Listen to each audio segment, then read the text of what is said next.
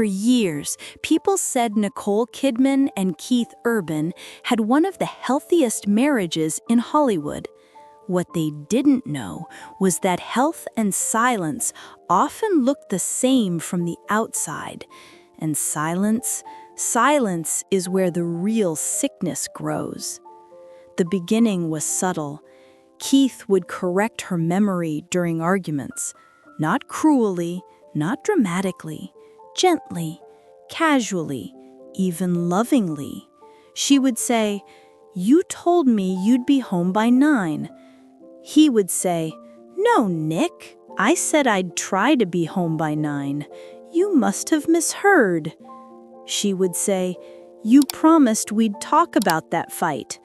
He would say, "We did talk about it 2 days ago, remember?"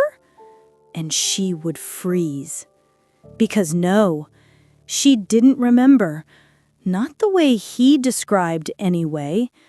Nicole had always prided herself on precision in her characters, in her lines, in her private life. Her memory was a tool she trusted. That somewhere in the last decade, that trust had begun to erode. Keith would describe events with such clarity, such certainty, that disagreeing almost felt cruel, like blaming a man for remembering too well. And so she accepted it. At first, the real break came on a Tuesday afternoon in Sydney. They were staying in an old rented house with warped wooden floors and windows that screamed when the wind pushed too hard.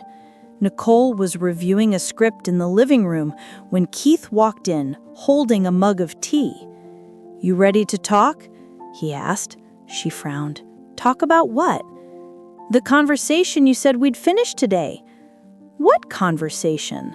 He laughed softly. "Nick, we did." "No," she insisted. "I went to bed early. You stayed downstairs. We didn't fight. We didn't talk. Nothing happened." He stared at her with something like pity. He said quietly, "You were crying. You were shaking. You said you felt like your mind was slipping. You said you were scared." She felt her stomach drop. "I didn't say that." "You did." "I didn't." "You did, Nick." His voice didn't rise. His face didn't twist in frustration. He just looked at her with unwavering confidence. Confidence that scared the hell out of her. "Keith," she whispered, "I didn't cry last night." "Okay," he said.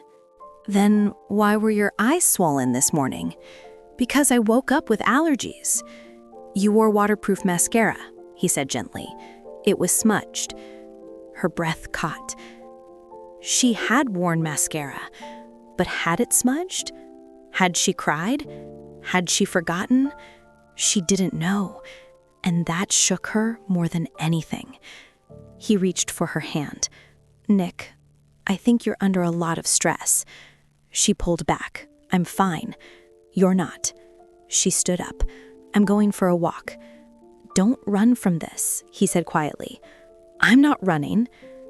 "You never remember the nights it happens," he murmured. "It's always the nights." She froze at the doorway. "What nights?" "The episodes." Her heart stopped. "Episodes?" He nodded. "You go cold. You stare at nothing. You talk like someone else is writing your lines. Then the next morning, you remember nothing. But I remember, Nick. I always remember." The words felt rehearsed, practiced, too polished, like he'd been waiting to say them. She whispered, "I don't have episodes." "You do." "I don't."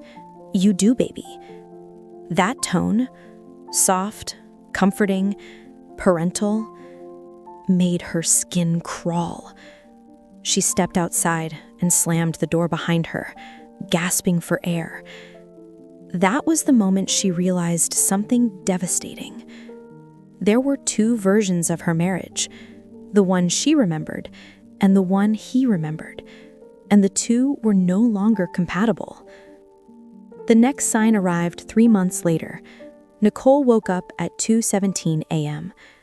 The room was dark, except for the faint blue glow of a laptop screen on Keith's side of the bed. He was awake, watching something.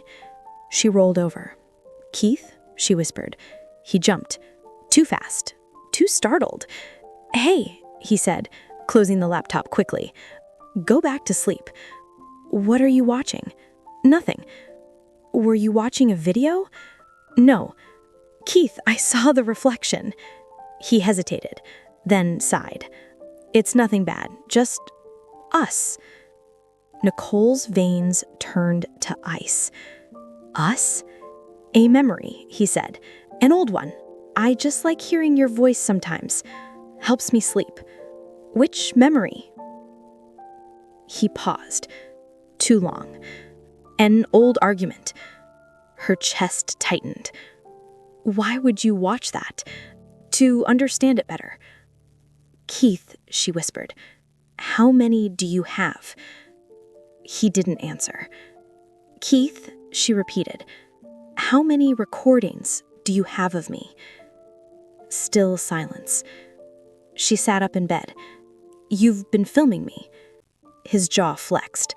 "Not filming." Documenting. That's the same thing. No, it's not. Keith, how many? He swallowed. "A few." "How many?" "Enough." That word cut her open. She felt suddenly naked, exposed, studied. "Nicole," he said gently, "listen." She threw the covers off and stood.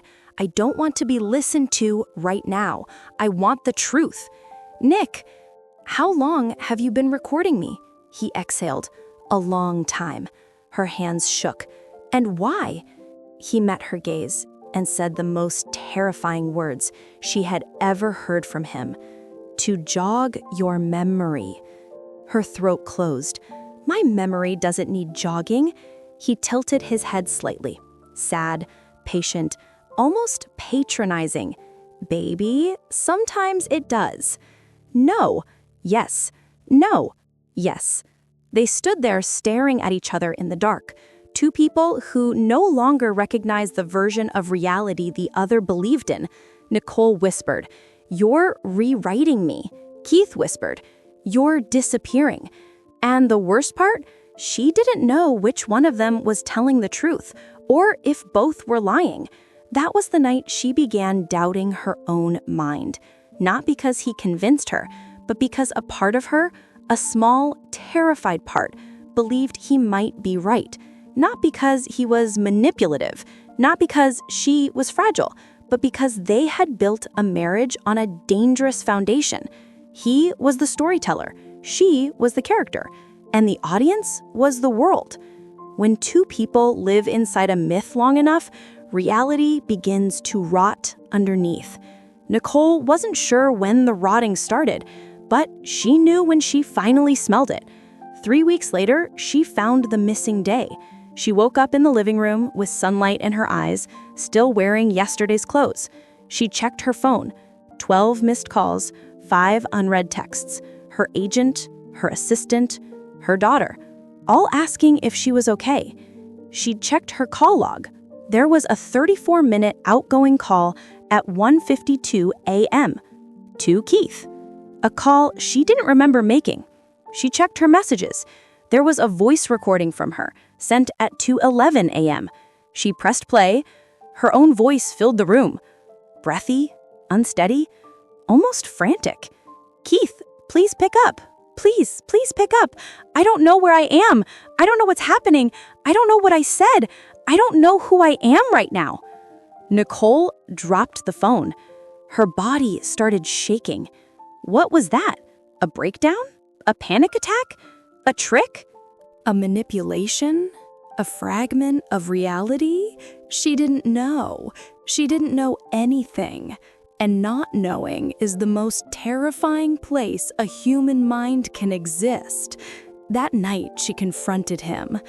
"Keith," she said, holding her phone and shaking hands, "what is this?" He listened to the recording, face tight. Then he said, "You had an episode." "No," she whispered. "No, that isn't me. It is you. I don't remember it. That's why I save everything." Her voice cracked. "Stop saying that. It's the truth." "No," she said. "It's your truth." He closed his eyes, pained. "Nicole, you are not well." She took a step back, then another. "Don't say that. You're losing time. You're rewriting my mind. You're collapsing. You're controlling me. You need help. You need a witness." And in that moment, they realized something devastating. They were both right and both wrong, and neither of them could prove their side. Because memories had become currency, and both of them were bankrupt. Nicole whispered, "I want to see the room." Keith's expression froze. "What room?" "The room where you keep everything." He swallowed. "There is no room." "There is a room," she said. "The memory room." He exhaled sharply. "That's not what it's called." "But it exists." Silence. Then, "Yes," he said quietly, "it exists. Show me." He hesitated, then nodded. "Okay." He walked to the basement door, unlocked it, motioned her inside. As she descended the stairs, she wasn't sure what she feared more, what he had stored in that room, or what she would see of herself. The basement smelled like dust, cold concrete, and something else she couldn't name. Not rot, not mold, something quieter, stale time. Keith flicked on the light. Nicole blinked. It wasn't the horror room she half expected. No walls covered in newspaper clippings, no red strings, no altars. Just a small, obsessively neat space. A simple desk, 2 chairs, a metal filing cabinet, 3 hard drives neatly labeled, and on the far wall, a corkboard. The corkboard took her breath away. Pinned to it were photos, printouts, post-its, song lyrics, medical articles, small Polaroids, even screenshots of text conversations. Lines connected some of them. Not red string, only black thread. Precise, minimal, intentional. Above the board, in Keith's messy handwriting, one phrase: "When it started to change." Nicole's skin prickled. "When what started to change?" she asked quietly. He didn't answer immediately. Then, "You," he said. "Us. Your presence." She walked closer to the board. Her eyes scanned dates. Under some, single words. Absence, slip, blank, reset, cold, vanished. She felt suddenly lightheaded. "What is this?" she whispered. "Patterns," Keith said. "Trigger points. Attempts to understand when the you I knew started fracturing. I'm not fractured. You disappear." She turned sharply. "I work," she said. "I immerse. I dissociate sometimes. That doesn't make me broken." He nodded slowly. "I know that now," he said. "But back then, every time you didn't remember a fight, I thought I was the one losing my mind." She looked back at the board. Her name appeared in nearly every note. Nick off. Nick laughed, then blank. N, I don't remember. N said X yesterday, denies today.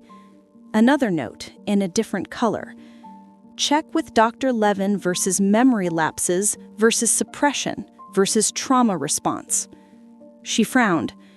"You talked to my therapist?" she asked. He shook his head quickly. "No, I never called. I wrote it as an idea. I never had the courage to go behind your back like that." She gave him a look that said, "You already did." He winced. "That's not," he began. "Show me the videos," she said. He hesitated. "It's going to hurt," he warned. "It already does," she replied. He nodded once, walked to the desk, turned on the monitor, plugged in one of the drives. The screen flickered to life. An interface appeared, folders by year, by month, by topic. Nicole read the labels. N. Dissociation 01-19. N. Angry but forgetful. N. After projects. N. Sleep talk. N. Mirror conversations. N. This never happened. N. Calm after storm. Her stomach clenched. "Pick one," Keith said softly. "You pick," she replied. "You picked everything else." He flinched, then selected a file titled N. Mirror, March 2017. The video opened. Nicole watched herself on the screen, standing in front of the bathroom mirror, hair wet, robe bath tied loosely, eyes red. The angle suggested the camera had been placed secretly on a shelf or in a corner. Her recorded self stared at her own reflection. Then she spoke.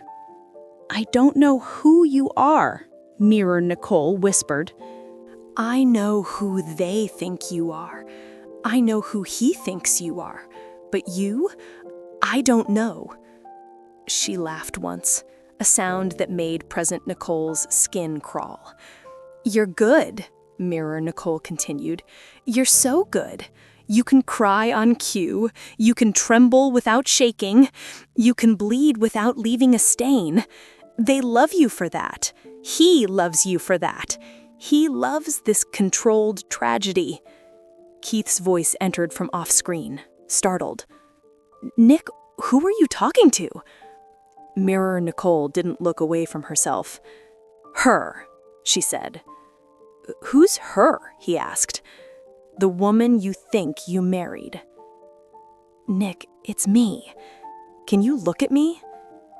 She didn't. She stared into the mirror, eyes glassy. "Do you know that sometimes I hope I forget everything just so I don't have to carry it?" "Carry what?" "The life she built." "Who?" "The wife." "Nick." She turned then, slowly, looking toward where the camera must have been. Her expression was haunting. "I didn't agree to this," Mirror Nicole said. "She did." The video cut. Present Nicole stood, frozen. She remembered none of that, not a word, not a second. "Is it edited?" she asked. Keith shook his head. "No." "You're sure?" "Yes." "And that's really me?" He swallowed. "Yes." She hugged herself. Her own voice echoed in her head. "I didn't agree to this. She did." "Show me another," she said hoarsely. He clicked.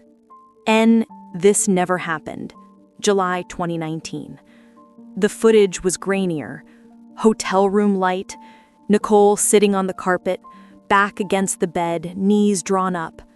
Keith's voice again. "Nick, talk to me." On screen, Nicole stared at the floor. "I said something I can't unsay," she whispered. "What?"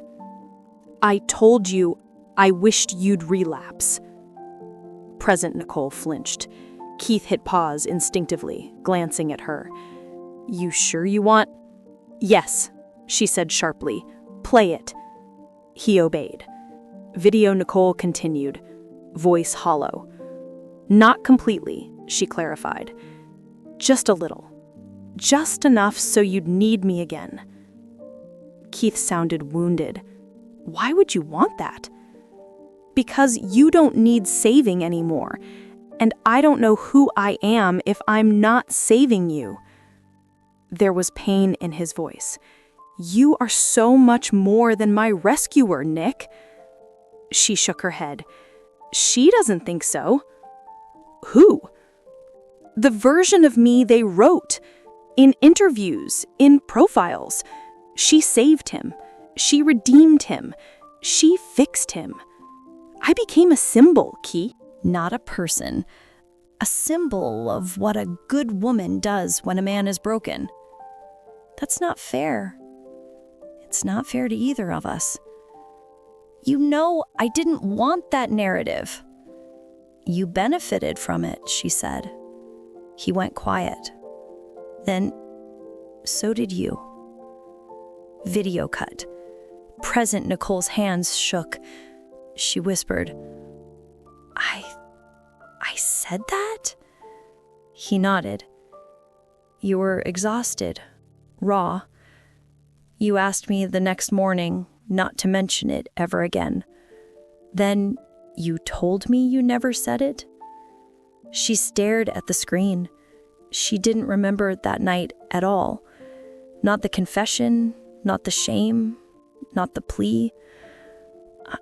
I swallowed. I don't know who that woman is. You, he said softly, just without the filters. Her eyes flashed. Or a version of me you coaxed out, she snapped. A version you wanted evidence of. He looked genuinely hurt. I never wanted this, he said. I wanted you, whole. And when you weren't, I tried to hold on to the parts. She looked back at the folders. N, angry but forgetful. N, dissociation. N, calm after storm. Every label felt like a diagnosis, every clip like an accusation. Against her, against him, against both. Play one of yours, she said abruptly. He blinked. Mine? Yes, she said. You document me. Did you ever document yourself?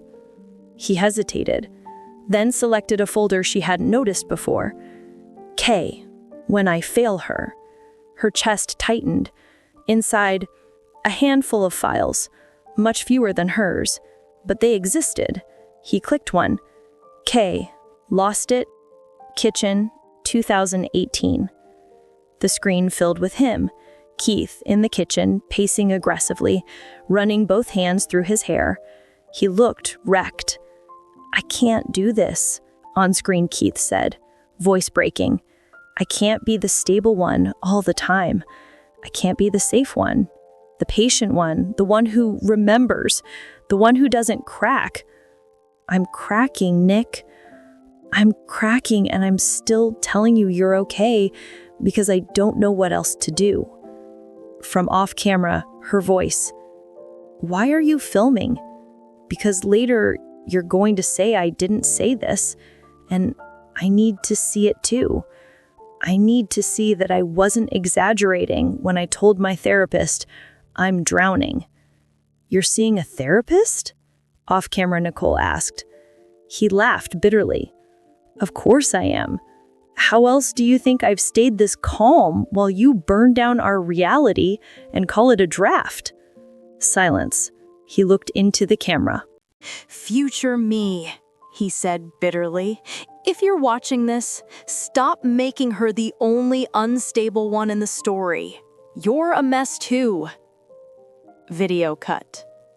Present Nicole swallowed. You never told me you recorded yourself, she said. He shrugged weakly. Didn't really fit the narrative, did it? She stared at the screen. Suddenly, a terrifying thought hit her. Keith, she said slowly, how many of these did you show your therapist? His jaw tightened. Some, he admitted. How many? I don't know. 10? 12? Of me? Yes, without my consent. His shoulders sagged. I blurred your face, he said. Changed your voice. I never used your name. And what did you call me? Subject A? He gave a broken half laugh. No, I called you my wife, That hurt more than Subject A ever could have.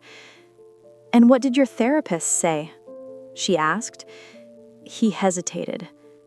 Then, "She said, we're both unreliable narrators. That you dissociate, that I overdocument, that both are ways of avoiding the actual feeling itself, that we don't live in moments, we archive or erase them." Nicole let that sink in. "You think I'm erasing," she said. "I think you're archiving. Maybe we're both doing both," he said quietly. "And between the two of us," she whispered, "we've killed our own reality." They were both shaking now. Nicole sank into the chair. "There's one more you should see," Keith said quietly. I don't know if I can."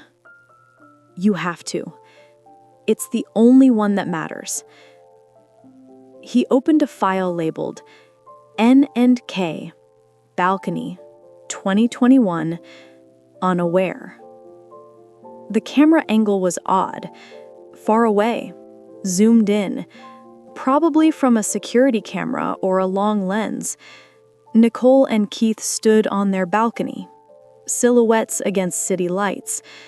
No makeup, no carefully styled hair, no performance. Just two figures, leaning on opposite ends of the railing.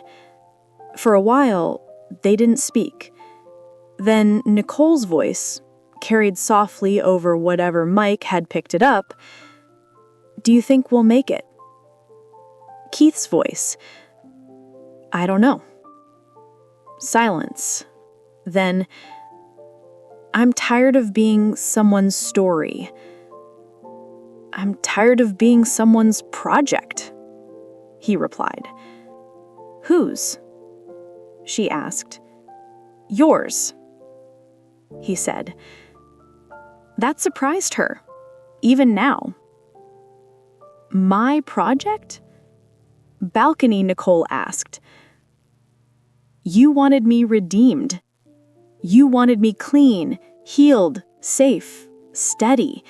You wanted the worst parts of my story to be behind us. I wanted that too." But I think sometimes you forget I'm still me. "And you?" she asked. "You didn't build a version of me?" "I did," he said. "The Nicole who always knows what she's feeling. The Nicole who's honest even when it hurts. The Nicole who doesn't forget. The Nicole who isn't hunted by all the lives she's lived on screen."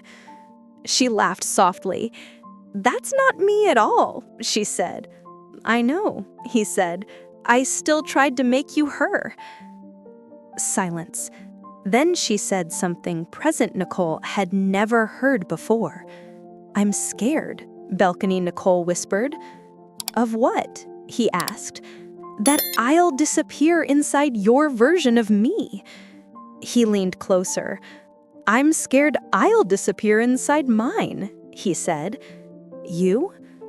"Yes." "Why?" "Because if I ever let myself be the full, messy, needy human I actually am, I'm terrified you'll see how much of my identity is built on being strong for Nicole, and you'll leave." She was quiet a long time. Then, "I'm not as fragile as you think," she said. "And I'm not as strong as you think," he said. They stood there for a while, saying nothing. Then she reached for his hand. He took it. No cameras, no witness, no audience. Just two people touching hands in the half-dark. The video cut. Present Nicole stared at the frozen final frame. Their hands, barely visible in the blur. "What is this?" she whispered. "Secret paparazzi footage?" He shook his head. "No," he said quietly. "Security camera from the building. I pulled it later. I wanted to see if we looked as lost as we felt." "Do we?" "Yes." She exhaled shakily. "Do we look like we love each other?" she asked. He nodded. "Yeah," he said, "we do." Her throat burned. "Then why?" she whispered. "Does it feel like we've been trying to prove our version of the other person instead of actually seeing them?" He didn't have an answer. They sat in the memory room, surrounded by years of captured data, her dissociations, his breakdowns, their fights, their tenderness, their worst fears put into words and stored on cold metal. Nicole finally said, "Turn it off." He shut the monitor. "Now what?" he asked quietly. She looked around. "At some point, every archive turns into a museum or a prison. Which is this?" she asked. "Both. For you, for me." And start remembering together. Not individually, not as case studies, as two people in the same reality. He swallowed. "And the drives?" he asked. She looked at them, those small, silent rectangles that knew them better than they knew themselves. "Back them up somewhere. Only a lawyer can access," she said, "in case there's ever a real need. But I don't want us in here watching ourselves like strangers anymore. I don't want our past to be our entertainment, our evidence, or our excuse." "You'd be okay," he said slowly, "with your worst moments sitting in a lawyer's safe?" "No," she said, "but I'm more afraid of what they're doing to us downstairs than what they could do in a vault we never open." He thought for a long time. "Okay," he said, at last. She blinked. "Okay?" "Yes," he said. "You're right. This room stopped being protection a long time ago. It became inflation of fear, of doubt, of every worst-case scenario." He stood, unplugged the drives. For a brief second, his hand lingered on one of them. Then he placed them in a small, fireproof box and locked it. "Temporary purgatory," he said. "Not erased, not worshipped." "And the board?" she asked. He looked at years of threads and notes and desperate attempts to map the contours of her mind. Then he took a pair of scissors and cut the black threads. They fell to the floor, one by one. He didn't pull out the pins, he didn't rip the photos. He simply disconnected the narrative he'd constructed. "It was never my job to track your mind like a crime scene," he said quietly. "And it was never mine to deny what I didn't understand." They stood there, breathing heavily. The memory room seemed smaller suddenly, human-sized, not mythic, not sacred, just a sad project two frightened people had built when they were too scared to admit, "We don't know how to be together when reality hurts." On the way back up the stairs, Nicole paused. "Keith?" she said. "Yeah?" She looked at him. "Do you still think I'm disappearing?" she asked. He thought about lying. He didn't. "Sometimes. But I also think I disappear too, into being the strong one, the archivist, the stable man who never cracks. And if we both disappear," she said softly, "what's left?" He smiled sadly. "Maybe," he said, "what's left is the part of us that's tired of disappearing." She nodded.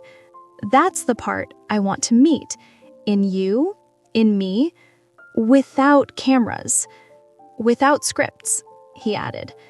"Without roles," she finished. They stepped back into the light. For the first time in years, the past stayed downstairs, and the present, awkward, painful, unscripted, was all they had. It was terrifying and strangely hopeful.